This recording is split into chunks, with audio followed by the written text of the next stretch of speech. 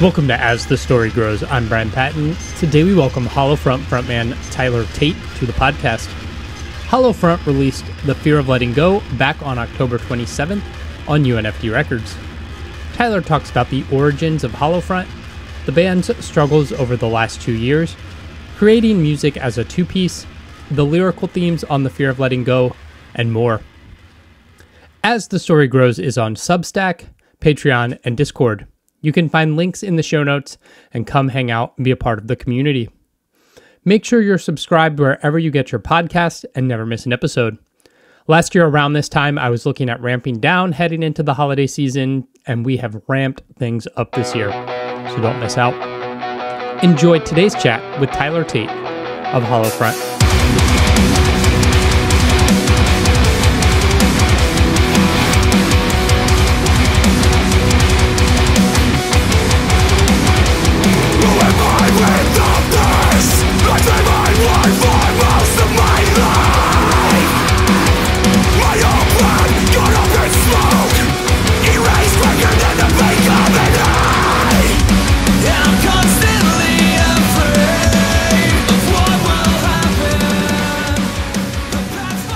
You grew up in Lansing, around that area? Not really. I kind of grew up in between Lansing and Grand Rapids. Okay, yeah, Grand Rapids. I don't know why Lansing was stuck in my head. The band's from Grand Rapids. Yeah, cool. What was growing up like? Oh, like in general or in the area? Yeah, in general. In the area, I don't know. I mean, growing up was growing up. I mean, I didn't have a bad childhood. Yeah. Not great role models when I was younger, but the childhood wasn't terrible. That's cool. What were you into? Oh, what was I into? Like when I was a kid, or video games. Ran my bike. Let's see what else. What else did I like to do when I was that age? A lot of video games. Like that was like my peak. Like PS2 era, and like so I was playing a lot of video games. I probably played more video games than I should have as a kid. Watched a lot of TV and movies. I was kind of an introvert, a little bit of an ambivert, a little bit introverted, extroverted. So I'd had times where I was super, super introverted, where I was like, I'm not leaving my room, put a tray of food outside the door, kind of thing. And then there'd be other times I'm like, all right, I'll see you in a week, not like that, but you know what I mean? Just go outside and play until dark. And it was a pretty chill childhood. Nice. What got you into music? So music. I think it started kind of just my parents listened to a lot of music. I was always listening to music, and my parents had like a huge like CD collection and like a lot of cassette tapes, and I would kind of just they would just had them. They didn't really listen to them; they just had them. Sure. So it's like they mostly, when I was with them, would listen to like the radio. We're driving from point A to point B, listening to here it's GRD, or back then it was like KLQ or something like that. It was just like heavy metal, kind of stuff.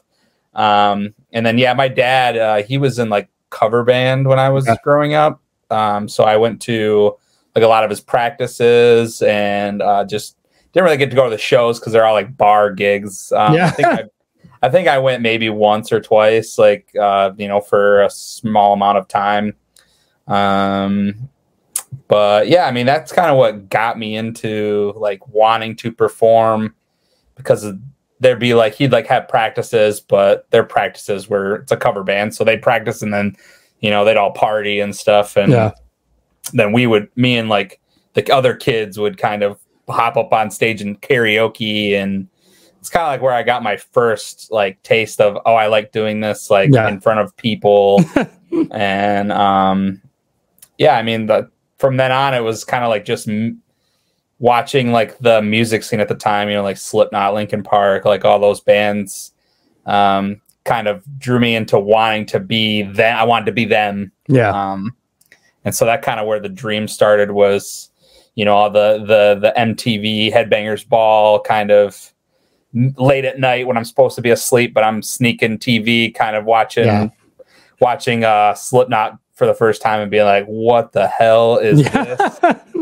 I love it. And then my parents not understanding a single ounce of what, they're like, my parents were just, they're 80s kids, so they, in, 90s, early 90s and stuff. And like, this isn't Nirvana, a bunch of guys in masks, like screaming. You're like, what the fuck is this?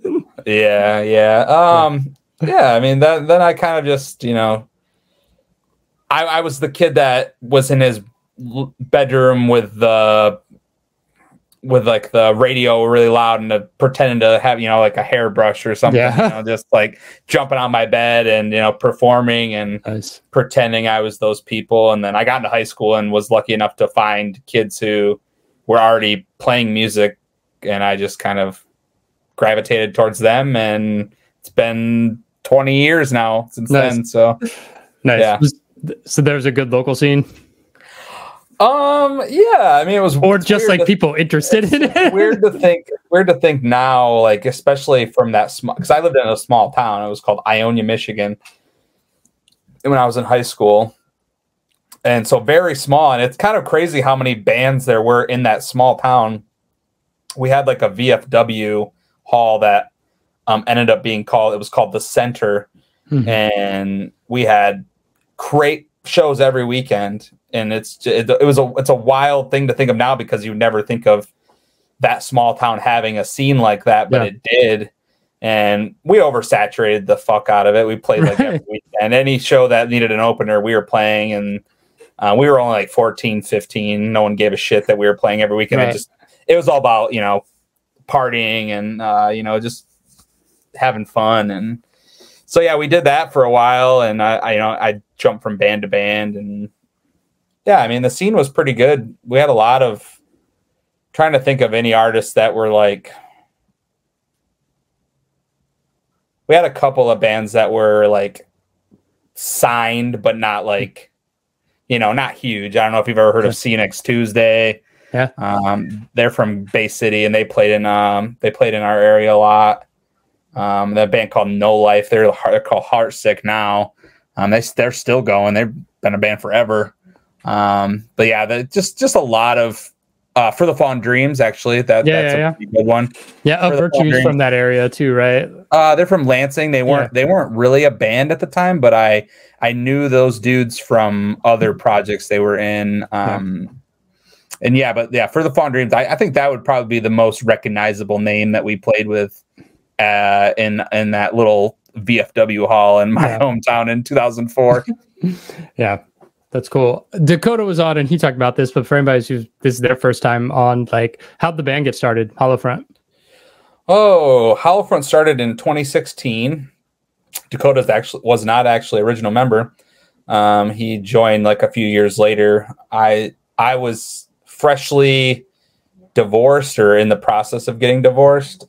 So I kind of spiraled down into a dark hole for a while, kind of a thing, and hadn't done music for a few years because I was focusing on my marriage and my kids, and just kind of trying to be a little bit more present there.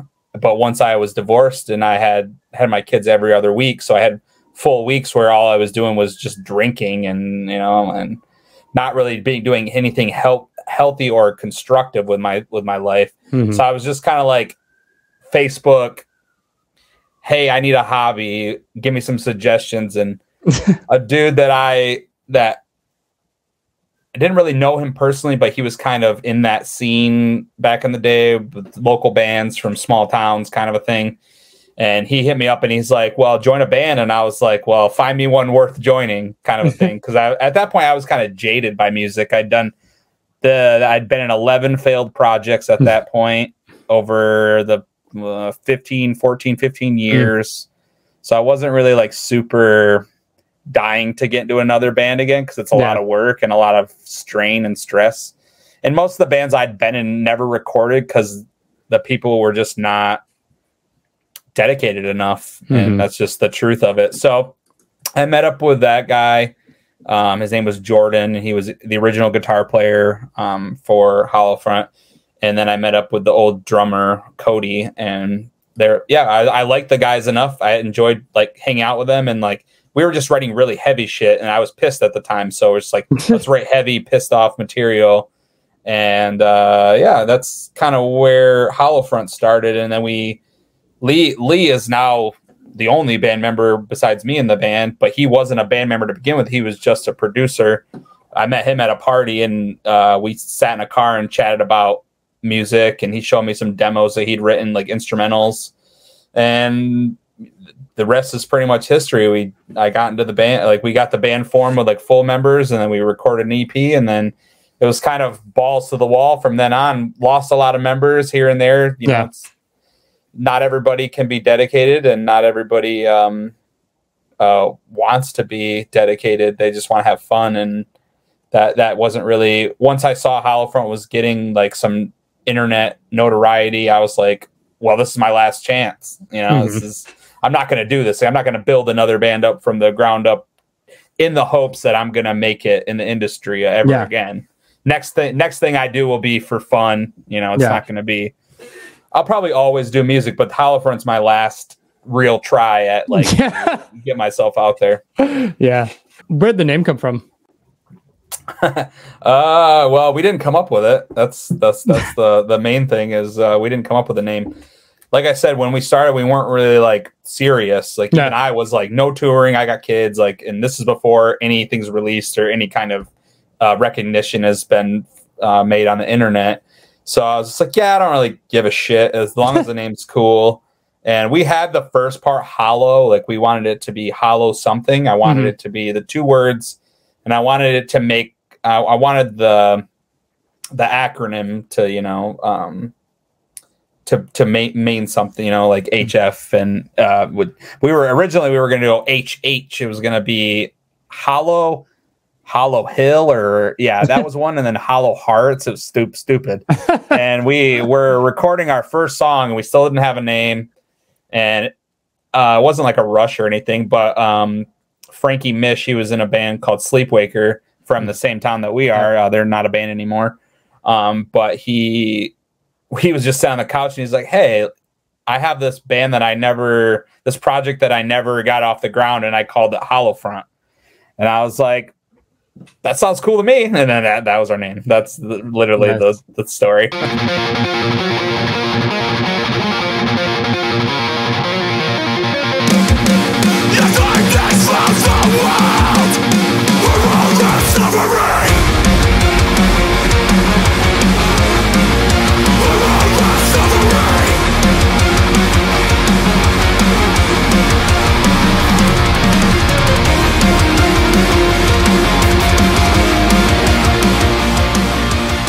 Jump ahead and talk about the process of this new record.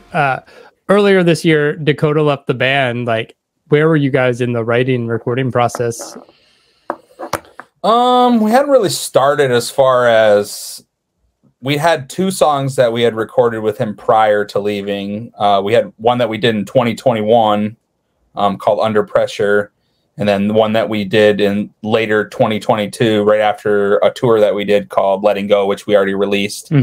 I mean, we weren't super far in, but we had plans, and those plans kind of got turned around really quickly. We had to completely throw out our plan, because I would say the record that we finished with would not be the record that we would have if Dakota was still in the band.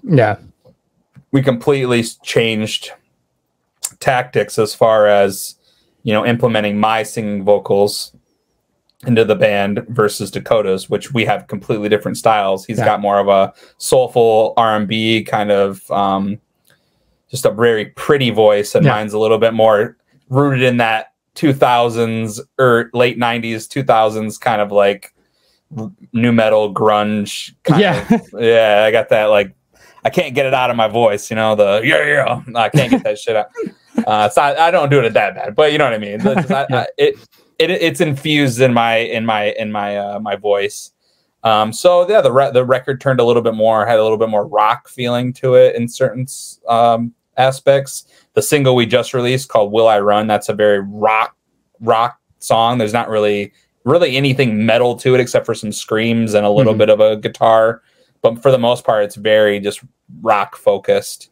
So yeah, I mean, it was difficult losing Dakota because it was kind of another hit to us that, besides all the other stuff that we've gone through, that one was kind of the biggest one, just because we didn't know what we were going to do. Like, are we going to replace him? Are we going to just go with you? Are we going to, and, you know, we talked a lot about it. And at the end of the day, it's like, I don't want to bring another person into this band that might leave. Yeah. Like, I'm not going anywhere. Lee's not going anywhere. There's no reason for us to.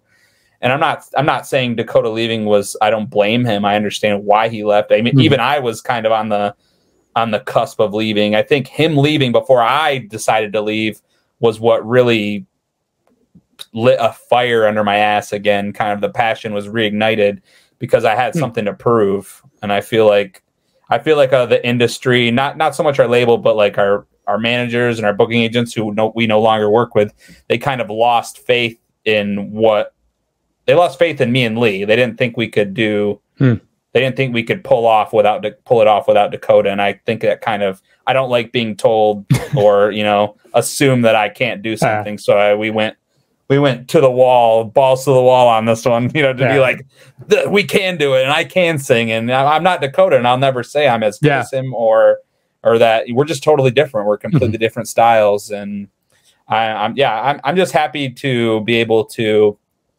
because I've done screaming and I sang in other bands, but not well. You know, I was just very young and not experienced. And this is my first time actually like really trying like singing as like a main thing, not just screaming with a little singing. This is like, you know, there's songs where it's like, you know, it goes more towards the singing than it does the screaming.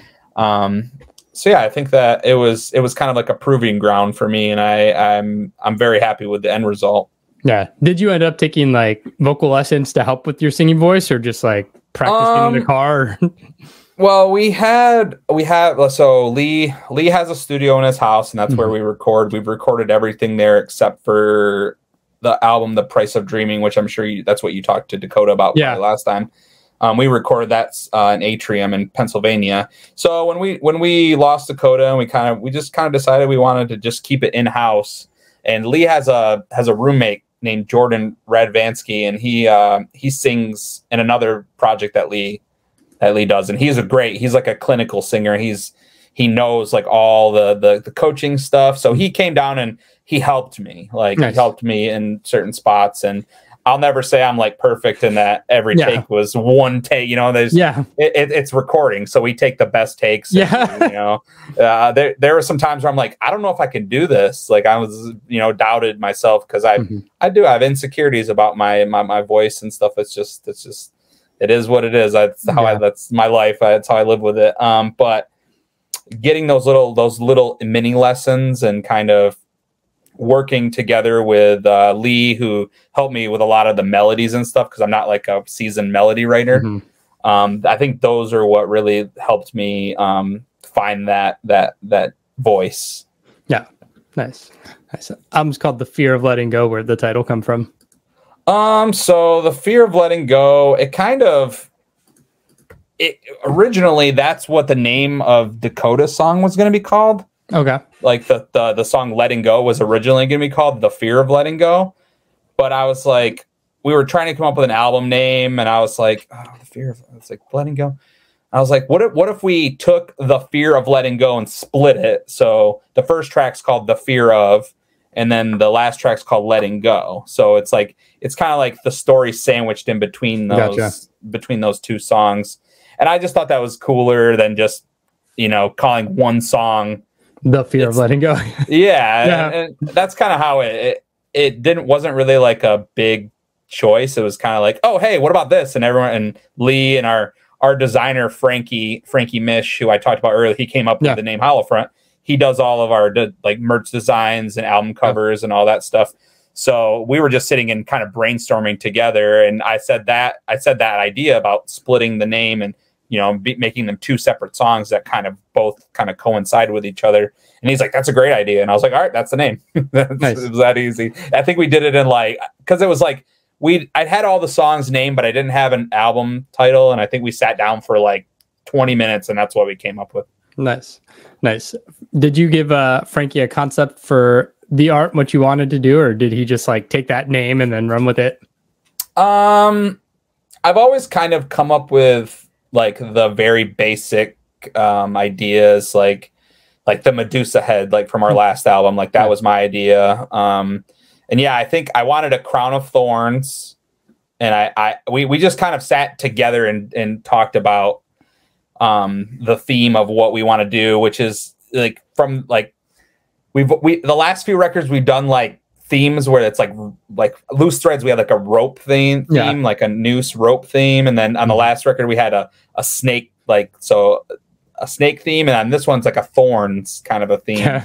So it's whatever elongated, whatever a snake shape kind of thing. And then I was like, yeah, thorns, I like that. And then we kind of discussed the crown of thorns, and is that too religious? Is that because we're not a religious band?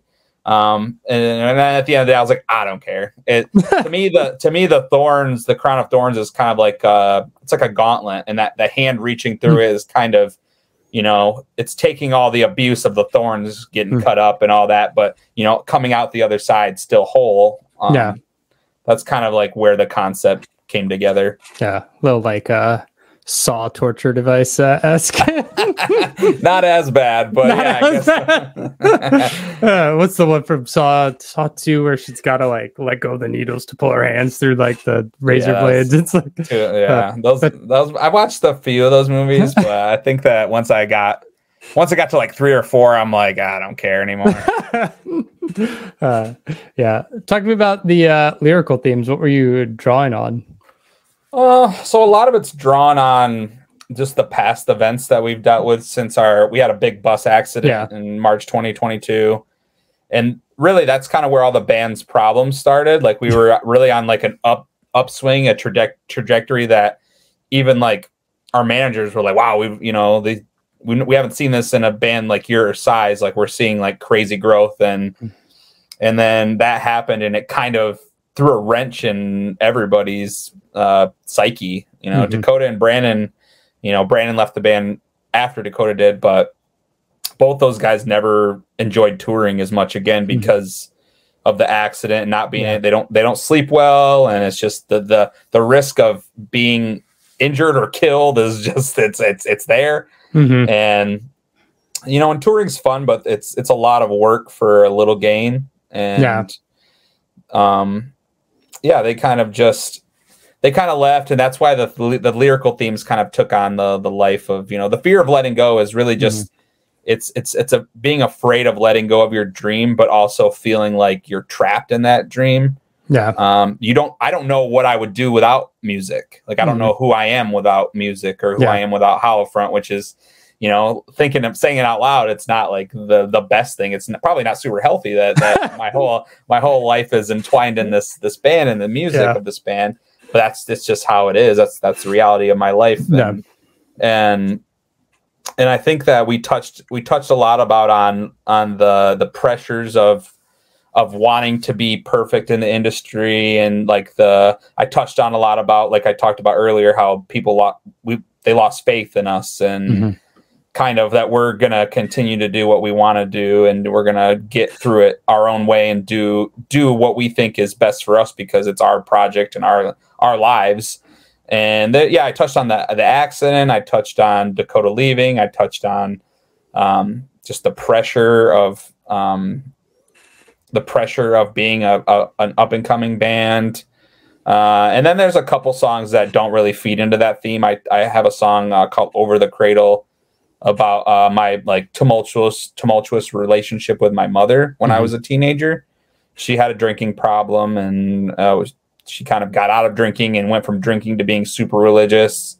And so it went from one addiction to another kind of a thing, she was just very extreme when I was a kid, and I didn't really live with her when I was a teenager, and I lived with my grandma. And so there was just and she lived on the road, but I didn't see her much. It's like that kind of thing. There months go by, I never saw my mom, even though she lived 5 minutes away. Yeah, it was just we just weren't.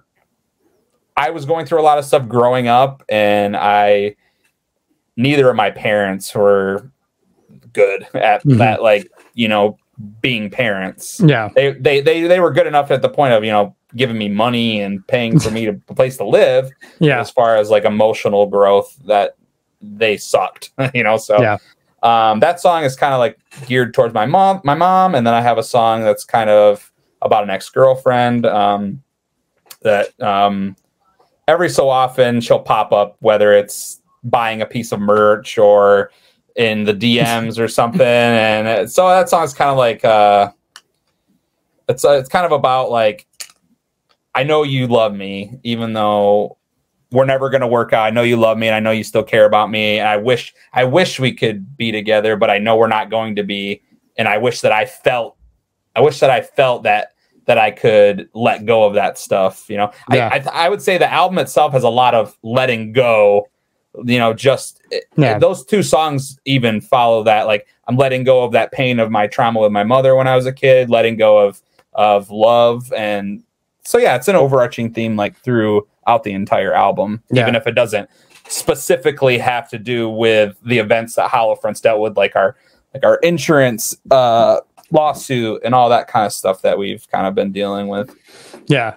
Because you put out Price of Dreaming, spring of last year, was it tough to like kind of get back into the writing frame for a new record so quickly after releasing an album?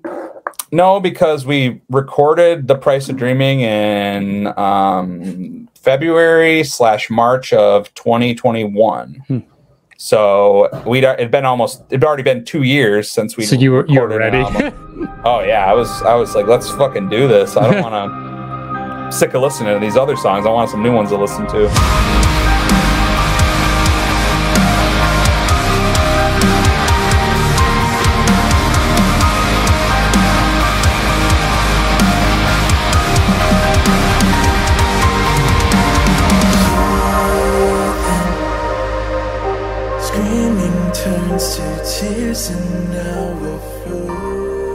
Album's out this Friday. It's just you and Lee in the band. Like, what's the future look like? Are you trying to put together musicians to tour? Or?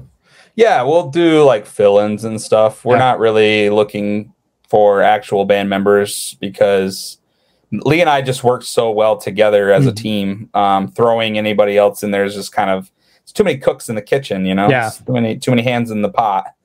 We have the same vision for the music. We have the same vision for the future of the band, and we get along really well for the most part. I would say we're kind of like a bickering married couple sometimes. But at the same time, it's like, we know, like, even though we can get annoyed with each other, like, we still are on the same path, kind of a thing. We're still walking the same path. So yeah, there's not really any need for like any other full-time band members. We'll just get fill-ins when we play live, whenever that is. Yeah. Are you looking to just schedule 2024? Oh, or you don't know. It's just kind of Right now we're kind of, like I said, we lost managers and booking agents all in kind of one fell swoop. So we don't really have any representation. We're hoping that we gain some more representation. But right now, we're just kind of focused on putting this album out. We're already talking about writing new stuff in December, and just kind of focusing more on putting out more music, quality music, but also quantity. We're going to do quality. We're going to be hopefully putting out maybe like an album a year or something like that. Just like trying to just put out as much new stuff as possible and just enjoy it. Doesn't have to always be. I think a lot of bands think like the way to be in a band is like, oh, you write music, you get signed, you go on tour. It's not always necessary to always be on the road 8 months out of the year. I got kids, Lee's got a daughter, and it's just like we're enjoying our home life more than the chaotic road life. Not saying that we're not going to get back on the road, but for now it's just kind of like, let's just chill.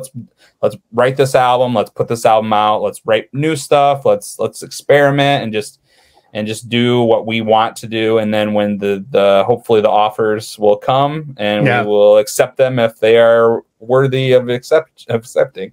Yeah. Yeah. Are you guys going to focus more on like music videos and doing maybe more music videos than normal to like extend the record and give it extra life, or just like music videos nowadays? They're cool and they're a cool brand statement, but they're just not like TikTok and all those are just way more malleable for the attention span of the world these days.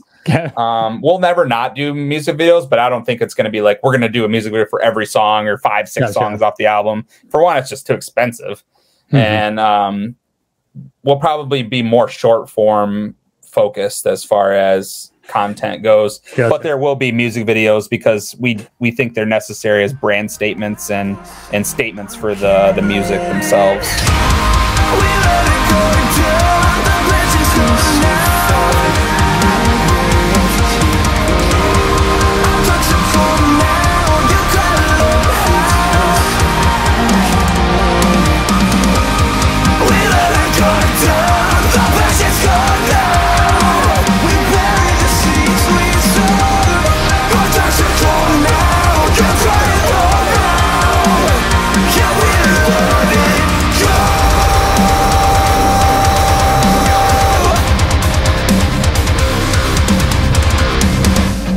Thanks for listening to As the Story Grows.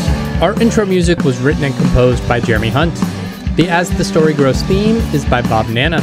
If you like what you hear, subscribe wherever you get your podcast and give us a rating and review. If you'd like to support the show financially, you can join us at patreon.com/asthestorygrows. Be a part of our community and join the ongoing conversation over on Discord. If you enjoy this episode, share it on social media with your friends. Much appreciated, and thanks for listening. I never felt so young and alive as when I'm diving into a tune. And now I'm learning as I listen along, and the wheels are turning, and I started a song. One good word and I'm gone. Oh, as the story grows, the more I want to know, the more I want to show you. As the story grows, as the story grows.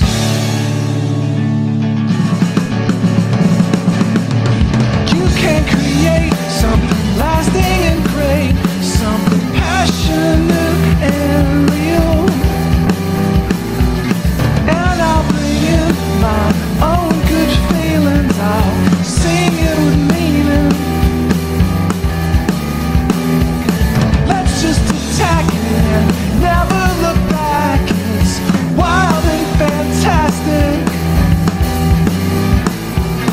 All together at full power, we're so much better.